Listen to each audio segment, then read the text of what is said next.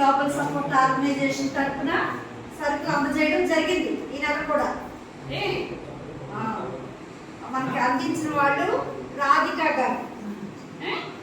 మరి ఆ రాధిక గారు వాళ్ళ కుటుంబం చల్లగా ఉండాలని అందరం కోరుకుందాం.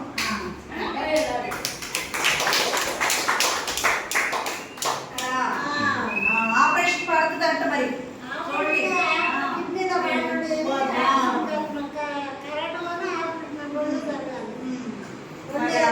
జ్యోతి మళ్ళీ మామూలుగా అయిపోయి మీకు అందరికి సేవ చేయాలి. అది అలా ప్రార్థించండి దేవుడు.